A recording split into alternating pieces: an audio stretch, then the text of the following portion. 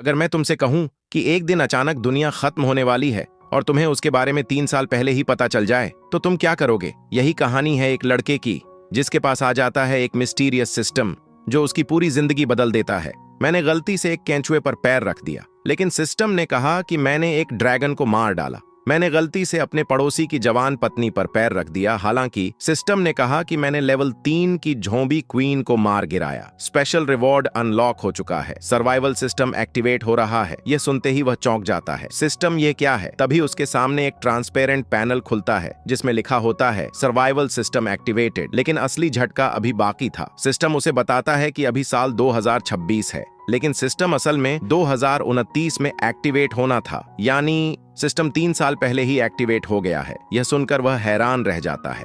मतलब मुझे भविष्य बदलने का मौका मिल गया है। अगले ही पल सब कुछ सामान्य हो जाता है। तभी सिस्टम अचानक से फिर से एक्टिवेट हो जाता है। तुम्हारा सामना एक ज़ॉम्बी से होने वाला है। और ये सुनकर वह हैरान हो जाता है। ज़ॉम्बीज बहुत खतरनाक होते हैं। वो गेट से झांक कर देखता, लेकिन वहां उसकी पड़ोसन मैं और बचपन की प्रेमिका होती है। मैं कैरेक्टर दरवाजा खोलता है। वो उससे कहती है मेरी पिता कहीं गए हैं, इसलिए आज शाम मेरे घर खाने पर आ जाना। मैं मुस्कुराकर हाँ बोल देता हूँ, जिसके बाद वो वहां से चली जाती है। वो सोचता है क्या सिस्टम में कोई गड़बड़ है? वो यान को एक ज़ॉम्बी बता रहा है, लेकिन तभी सिस्टम कहता है महिला ज़ॉम्बी डालकर भाग गई, इसलिए उसकी रैंक थोड़ी बढ़ जाती है। और जैसा ही वो उस पर क्लिक करता है तो उसके सामने काफी रोशनी आती है और वह और भी ज्यादा पावरफुल हो जाता है। क्या यह सच है? वह दीवार पर एक मुक्का मारता है तो वह दीवार ही टूट जाती है, जिसे देखकर वह खुद हैरान था। इतना ताकतवर तो कोई भी नहीं है। तभी सिस्टम एक चेतावनी देता है, यह लड़की भविष्य में ज़ॉम्बी बनने वाली है। यह सुनकर वह चौंक जाता है। यह कैसे हो सकता है?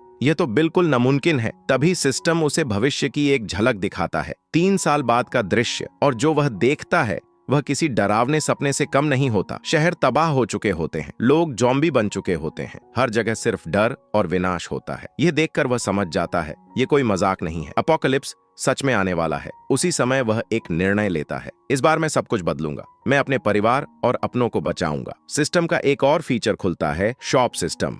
लेकिन समस्या यह है, सामान खरीदने के लिए सर्वाइवल पॉइंट्स चाहिए और पॉइंट्स मिलते हैं ज़ॉम्बी या खतरों को मारने से। वह सोचता है अभी तो दुनिया सामान्य है, ज़ॉम्बीज कहाँ मिलेंगे? धीरे धीरे असली दुनिया में बदलाव शुरू होते हैं। लोगों का व्यवहार अजीब होने लगता है, गुस्सा बढ़ने लगता है और संक्रमण के संकेत दिखाई देने लगते हैं। वह समझ जाता है अपोकलिप्स शुरू हो रहा है। एक दिन वह बाहर जाता है और उसका सामना कुछ गुंडों से होता है जो एक लड़की को परेशान कर रहे होते हैं। लड़की चिल्लाती है, कृपया कोई बचाओ। गुंडे हंसते हुए कहते हैं, यहाँ कोई नहीं आएगा। तभी मैं कैरेक्टर वहां पहुंचता है, शांत आवाज में कहता है, उसे छोड़ दो। गुंडे हंसते हैं।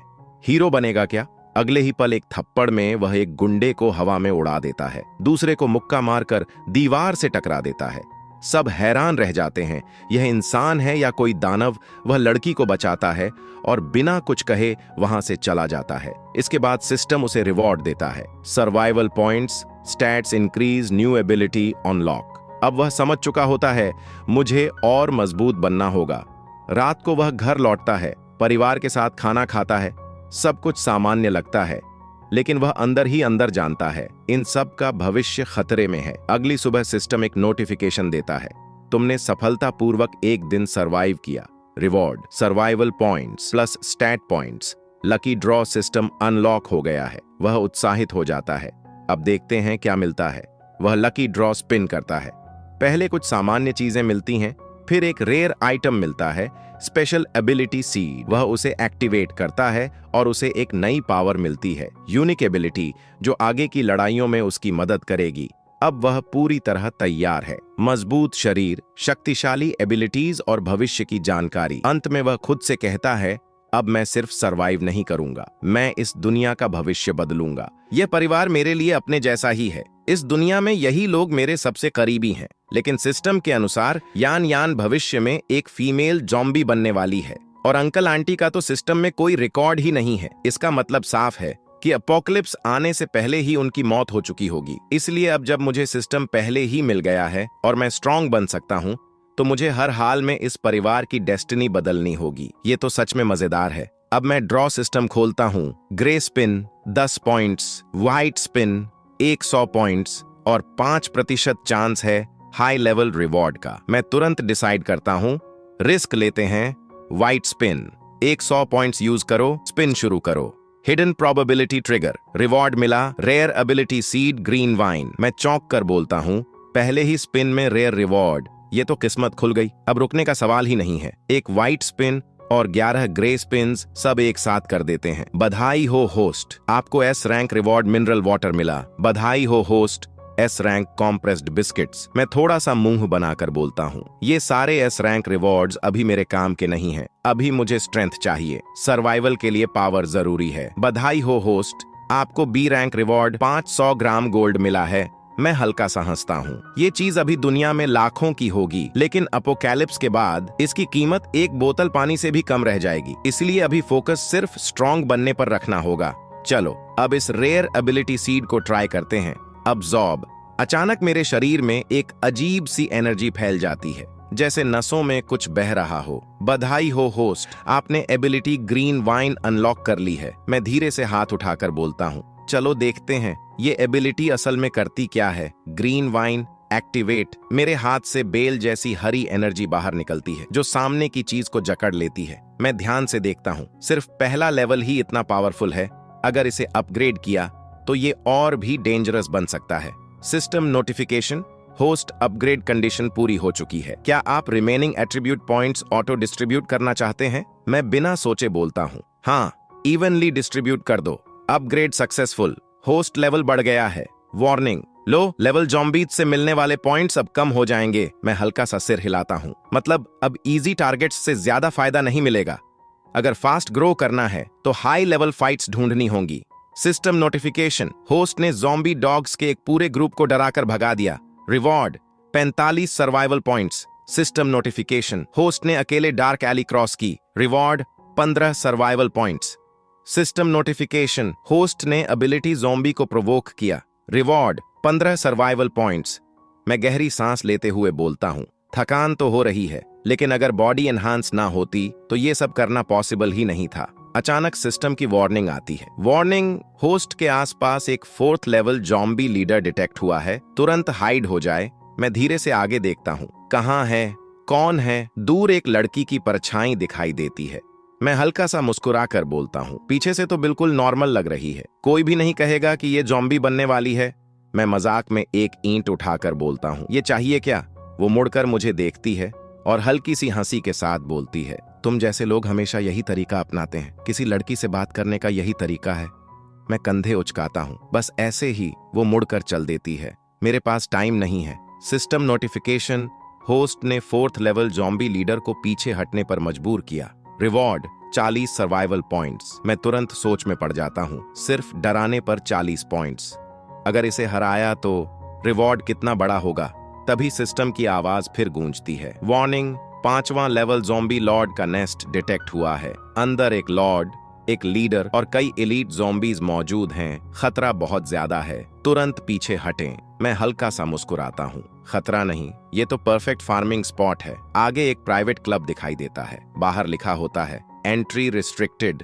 मैं सीधे अंदर जाने की कोशिश करता हूँ, मुझे मेंबरशिप चाहिए। अंदर खड़े लोग मुझे शक की नजर से देखते हैं। मैं मन ही मन सोचता हूँ, ये जगह बिल्कुल नॉर्मल नहीं है, यहाँ कुछ तो गड़बड़ है। लेकिन बिना तैयारी के अंदर जाना सही नहीं होगा। सिस्टम नोटिफिकेशन, होस्ट गलती से ज़ॉम्बी लॉर्ड के क्षेत्र में प्रवेश कर गया और सुरक्षित बाहर निकल आया। Reward 100 survival points. मैं हल्का सा हंसता हूँ, अंदर प्रॉपरली गए बिना ही 100 पॉइंट्स मिल गए। ये जगह तो इंटरेस्टिंग है। तभी सिस्टम फिर अलर्ट देता है, वार्निंग, आगे हाई कॉन्सेंट्रेशन एनर्जी डिटेक्ट हुई है। यह एक ज़ॉम्बी नेस्ट है, खतरा बहुत ज्यादा है। मैं धीरे से अंदर कदम रखता हूँ। Zombie nest? मुझे तो ये किसी बफेट जैसा लग रहा है। अंदर से आवाज आती है, क्या लोगे? मैं कैजुअली बोलता हूँ, पानी है क्या? वो ग्लास आगे बढ़ाता है, ये ट्राई करो। मैं एक घूंट लेता हूँ, ये पानी नहीं, ये तो अल्कोहल है। वो हंसता है, ये बार है, यहाँ यही मिलेगा। मैं आराम से बैठ जाता हूँ, जगह बुरी नहीं है, ड्रिंक्स भी मिल रही हैं और पॉइंट्स भी। कुछ देर बाद एक आदमी बिल लेकर आता है, टोटल 18,888। मैं तुरंत बोलता हूँ, एक ड्रिंक का इतना? ये तो सीधा लूट है। वो ठंडे लहजे में बोलता है, पे करो नहीं तो प्रॉब्लम होगी। मैं धीरे से उठकर बोलता हूँ, पुलिस बुलाऊं क्या? वो हंसते हैं, यहाँ हमारा रूल चलता है। मैं शांत आवाज में बोलता हूँ, ठीक है। फिर आज थोड़ा बड़ा सीन होगा। System warning, host surrounded, current environment closed, danger level increasing. मैं चारों तरफ देखता हूँ और धीरे से बोलता हूँ, तुम लोग सोच रहे हो मैं डर गया हूँ। फिर हल्की मुस्कान के साथ कहता हूँ, मैं बस ये सोच रहा हूँ कि तुम सबको मिलाकर मैं कितनों को हरा सकता हूँ। थोड़ी देर रुककर शायद 100 से शुरुआत करूं। लड़ाई शुरू होती है। System notification, 3rd level elite zombie defeated plus stat points. System notification, 2nd level evolved zombies defeated plus 80 points. मैं बोलता हूँ, अब मजा आ रहा है, जितने हैं सबको बुलाओ। कुछ ही देर में मुझे पीछे वाली गली में घेर लिया जाता है। System warning, 13 mixed zombies detected, danger level extremely high. मैं बिना डरे खड़ा रहता हूँ। बस इतने ही, कुछ ही सेकंड में सब खत्म हो जाते हैं। मैं एक आदमी को पकड़कर पूछता हूँ, ये जगह किसकी है? वो कांपते हुए बोलता है, ये जिन ये का एरिया है। मैं ठंडे स्वर में बोलता हूँ, मुझे उसके पास ले चलो। थोड़ी देर बाद जिन ये अंदर इंतजार कर रहा है। एक्सट्रीम वार्निंग, होस्ट अभी एक high level zombie core area में एंटर कर चुका है। सामने कुल 22 मिक्स्ड लेवल ज़ॉम्बीज डिटेक्ट हुए हैं, जिनमें कई 3rd लेवल एलीट म्यूटेंट्स भी शामिल हैं। डेंजर लेवल बहुत हाई है। तुरंत पीछे हटने की सलाह दी जाती है। मैं हल्का सा मुस्कुराता हूँ। पीछे हटना? अभी तो आया हूँ। मैं चारों तरफ नजर घुमाता हूँ। माहौल पूरा भारी है। हवा तक अलग लग रही है, जैसे हर कोने में खतरा छुपा हो। तभी सामने से एक आदमी आराम से चलता हुआ आता है। उसके चेहरे पर डर नहीं, बल्कि कॉन्फिडेंस है। वो हल्की हंसी के साथ बोलता है, छोटे भाई, काफी दम है तुम में। मेरा नाम जिन मानफू है। पता नहीं तुमसे कहाँ गलती हो गई हमारे लोगों की। वो मेरे आसपास पड़े बॉडीज की तरफ देखता है, फिर मेरी तरफ। अगर पैसे की बात है तो मैं तुम्हें यहाँ सिक्योरिटी हेड बना सकता हूँ। साल का 5 मिलियन कैसा रहेगा? मैं हल्का सा हंस देता हूँ, सिर थोड़ा झुकाता हूँ। 5 मिलियन सुनने में बुरा नहीं है। फिर सीधा उसकी आंखों में देखता हूँ, लेकिन मैं बिकने वालों में से नहीं हूँ। उसके चेहरे का एक्सप्रेशन थोड़ा बदल जाता है। वो आवाज भारी करके बोलता है, तो फिर साफ साफ सुन लो, एक उंगली छोड़ो और यहाँ से निकल जाओ, वरना अंजाम अच्छा नहीं होगा। मैं गर्दन घुमाकर आसपास खड़े लोगों को देखता हूँ, फिर उसकी तरफ देखकर बोलता हूँ, इतना कॉन्फिडेंस अपने लोगों की संख्या पर है? वो गुस्से में हाथ उठाता है, बकवास बंद करो, सब लोग एक साथ हमला करो। मैं धीरे से आगे बढ़ता हूँ, कदम स्टेडी हैं। अच्छा, तो अब असली खेल शुरू। अगले ही पल चारों तरफ से अटैक आता है, अलग अलग डायरेक्शन से, कोई पीछे से, कोई साइड से, लेकिन मेरी बॉडी पहले ही रिएक्ट कर जाती है। मैं झुकता हूँ, घूमता हूँ, एक एक मूव बिल्कुल प्रिसाइज।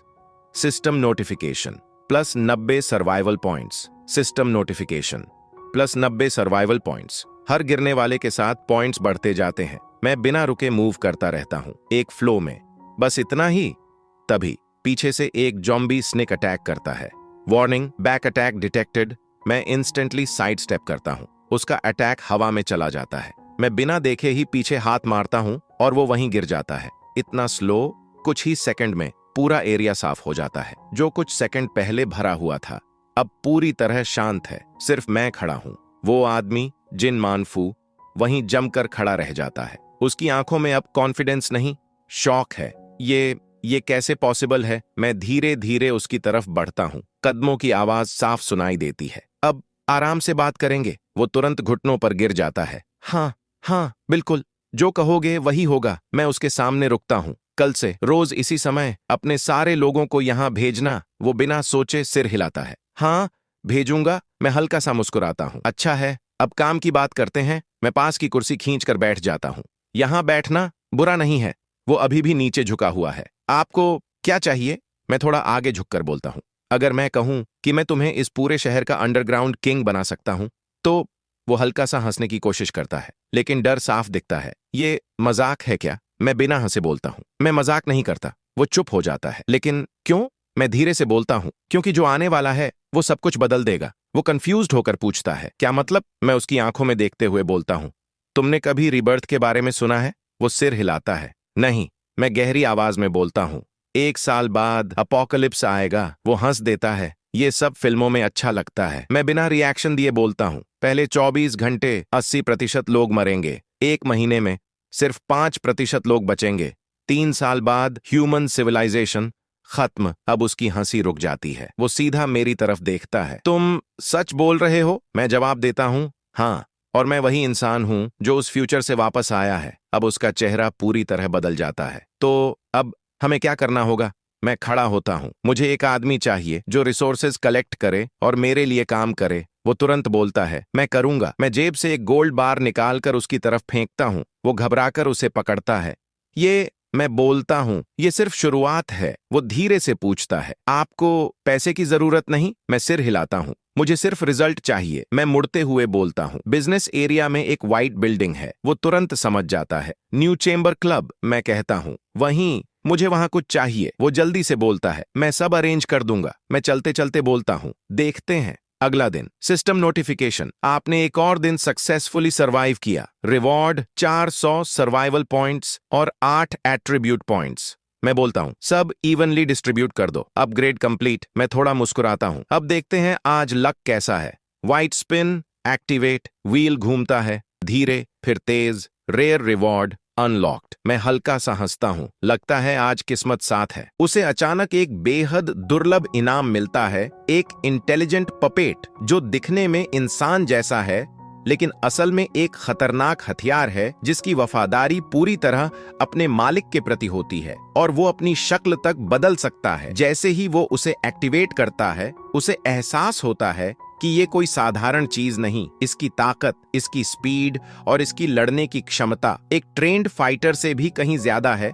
वो बिना समय गंवाए उसका टेस्ट करता है और देखता है कि पपेट बिना किसी नुकसान के दुश्मनों को खत्म कर देता है। हर वार सटीक, हर मूव परफेक्ट, जैसे उसे पहले से ही सब कुछ पता हो। उस पल उसके दिमाग में सिर्फ एक ही ख्याल आता है, अगर एक पपेट इतना ताकतवर है तो अगर उसके पास ऐसे कई पपेट हो जाएं तो वो किसी भी दुश्मन को कुचल सकता है। और यही सोच उसके अंदर एक खतरनाक आत्मविश्वास पैदा कर देती है। वो तुरंत अपने आसपास के इलाकों को स्कैन करता है। सिस्टम उसे बार बार वार्निंग देता है कि वो एक हाई डेंजर जोन के करीब है, जहां चारों तरफ खतरनाक ज़ॉम्बीज घूम रहे हैं और सर्वाइवल रेट बेहद कम है। लेकिन अब वो पीछे हटने वाला नहीं था, बल्कि वो इसी मौके का इंतजार कर रहा था। वो आगे बढ़ता है और बिना डर के उस फॉरबिडन जोन में प्रवेश कर जाता है।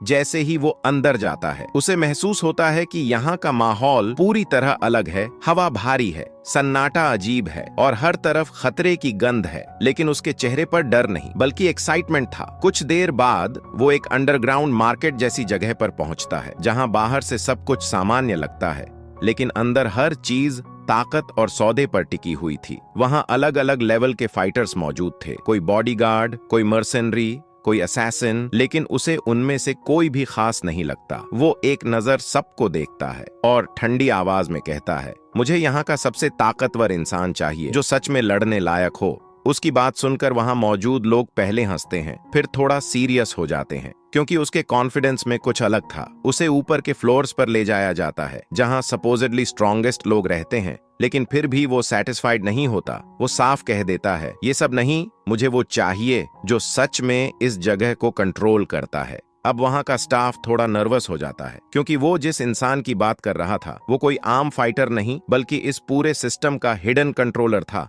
फिर भी वो इंसिस्ट करता है और आखिरकार उसे वहां ले जाया जाता है। जैसे ही वो उस शख्स से मिलता है, वो तुरंत समझ जाता है ये अलग है। उसकी प्रेजेंस ही इतनी भारी थी कि आसपास का माहौल बदल जाता है। लेकिन उसी समय सिस्टम फिर से अलर्ट देता है कि आसपास high level zombie movement detect हुआ है और सर्वाइवल रेट 0.1% से भी कम है। मतलब किसी भी वक्त हमला हो सकता है, लेकिन वो फिर भी काल्म रहता है। इसी बीच उसकी नजर एक लड़की पर पड़ती है जो बेहद परेशान थी। उसका शरीर धीरे धीरे जवाब दे रहा था, जैसे जिंदगी उसके अंदर से खत्म हो रही हो। 3 साल से वो इलाज ढूंढ रहे थे, दुनिया के हर बड़े हॉस्पिटल में गए, हर एक्सपर्ट से मिले, लेकिन हर बार एक ही जवाब मिला, कोई इलाज नहीं है। उस लड़के की मांसपेशियां धीरे धीरे खत्म हो रही थीं, उसकी ताकत हर दिन कम हो रही थी और अब वो ज्यादा समय तक जिंदा नहीं रहने वाला था। तभी वो आगे बढ़ता है और बिना किसी हेजिटेशन के कहता है, मैं उसे बचा सकता हूँ। उसकी ये बात सुनकर वहां मौजूद हर इंसान चौंक जाता है, क्योंकि जो बीमारी दुनिया नहीं ठीक कर पाई वो कैसे कर सकता है। लड़की गुस्से में उससे सवाल करती है, लेकिन वो बिना डरे पूरी शांति से उसे बीमारी के सिम्टम्स बताने लगता है, ऐसी डिटेल्स जो सिर्फ कोई एक्सपर्ट ही जान सकता था। और तभी लड़की को एहसास होता है कि शायद ये लड़का सच में कुछ कर सकता है। वो उसे एक मौका देने का फैसला करती है क्योंकि उसके पास अब खोने के लिए कुछ बचा ही नहीं था। वो कहती है अगर वो उसे ठीक कर देता है तो वो उसकी हर शर्त मानेगी। वो हल्का सा मुस्कुराता है जैसे उसे पहले से ही यही जवाब चाहिए था। वो तुरंत एक इंजेक्शन मंगवाता है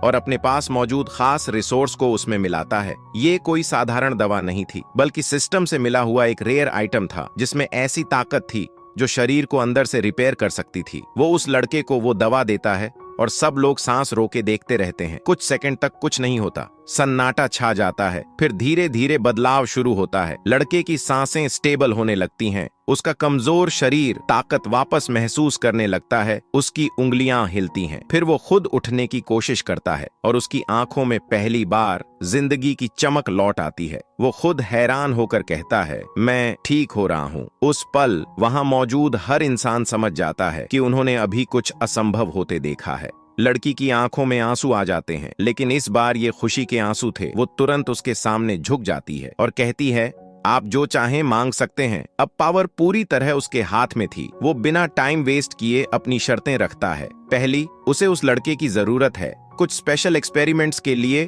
दूसरी, उसे एक प्राइवेट सूट चाहिए जहां कोई उसे डिस्टर्ब न करे। और तीसरी, यहाँ के रिसोर्सेज जिसमें लोग भी शामिल हैं उसकी जरूरत के हिसाब से उसे मिलेंगे। कुछ पल के लिए माहौल शांत हो जाता है। ये शर्तें छोटी नहीं थीं, लेकिन लड़की बिना सोचे मान जाती है क्योंकि उसके लिए उस लड़के की जान सबसे ज्यादा इंपॉर्टेंट थी। वो तुरंत सब अरेंज करने का आदेश देती है। अब उसके पास सब कुछ था, ताकत, रिसोर्सेज और कंट्रोल। वो अपने कमरे में जाता है और अपने अगले कदम के बारे में सोचता है। उसका दिमाग अब सिर्फ एक चीज पर फोकस्ड था, पावर और ज्यादा पावर। मैं एक लग्जरी होटल रूम में आराम से बैठा कोका कोला पी रहा था। मेरे सामने वही लड़की खड़ी थी जिसे मैंने अभी अभी बचाया था। मैंने उससे पूछा अब कैसा महसूस हो रहा है। वो थोड़ी घबराई हुई थी, कहने लगी कि उसे ये सब एक सपना लग रहा है। फिर उसने दबे पांव मुझसे पूछा उस पोषण की कीमत क्या थी। मैं जानना चाहती हूँ कि मेरी जान की असली कीमत क्या है। मैंने शांति से कहा लगभग 46 करोड़। ये सुनते ही उसके होश उड़ गए और वो रोने लगी कि इतना बड़ा कर्ज वो कैसे चुकाएगी। मैं तुरंत उठा और उसके आंसू पोंछते हुए बोला रोना बंद करो। मैंने कब कहा कि तुम्हें ये पैसे वापस करने हैं। लेकिन तभी माहौल बदल गया। पोषण का असर इतना तगड़ा था कि वो लड़की अचानक और भी ज्यादा अट्रैक्टिव लगने लगी। उसने अपना बाथरोब उतार दिया और ब्लश करते हुए बोली आज रात से मैं सिर्फ आपकी हूँ। मैं पूरी तरह शॉक था। तभी मेरे एआई सिस्टम ने अलर्ट दिया कि लेवल 5 ज़ॉम्बी लीडर ने सरेंडर कर दिया है और मैं उसे कंट्रोल कर सकता हूँ। मैंने उसे कपड़े पहनने को कहा, लेकिन सिस्टम चेतावनी दे रहा था कि सर्वाइवल रेट बहुत कम है और मुझे पीछे नहीं हटना चाहिए। वो लड़की रोते हुए मुझसे विनती करने लगी कि मैं उसे खुद से दूर न करूं और आखिर में मैंने उसे गले लगा लिया। अगली सुबह जब आंख खुली तो सिस्टम ने बताया कि मैंने लेवल 5 ज़ॉम्बी लीडर को वश में कर लिया है और मुझे 5000 सर्वाइवल पॉइंट्स मिले हैं। अपने स्टैट्स चेक करने के बाद मेरे पास कुल 10,600 पॉइंट्स हो चुके थे। मैंने बिना देरी किए गाचा स्पिन में 10,000 पॉइंट्स लगा दिए। शुरू में मुझे बस एक बिस्किट का बॉक्स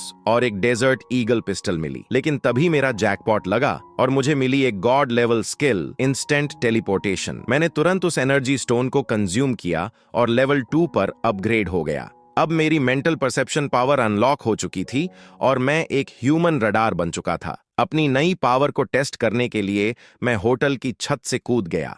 मैं पलक झपकते ही एक बिल्डिंग से दूसरी बिल्डिंग पर टेलीपोर्ट हो रहा था। 6 किलोमीटर का रास्ता मैंने कुछ ही सेकंड्स में तय कर लिया। ऊपर से पूरे शहर को देखते हुए मैं समझ गया कि अब मैं पहले से कहीं ज्यादा ताकतवर हूं। अब वक्त था हिसाब बराबर करने का। मैंने फोन निकाला और अपने पुराने साथी को कॉल करके बस इतना कहा मिलते हैं उस जगह पर जहां सब खत्म होगा। फोन काटते ही मैं एक बड़े से हॉल में अकेला बैठकर कोल्ड ड्रिंक पी रहा था। दीवार पर लगी घड़ी में शाम के ठीक 7 बज रहे थे। मेरे सामने खड़ा मेरा दूसरा साथी पसीना पोंछते हुए डर के मारे कांप रहा था। वो मुझसे पूछने लगा कि क्या मैं वाकई सीरियस हूँ। मैंने कैन पकड़े हुए बड़े सुकून से कहा हाँ।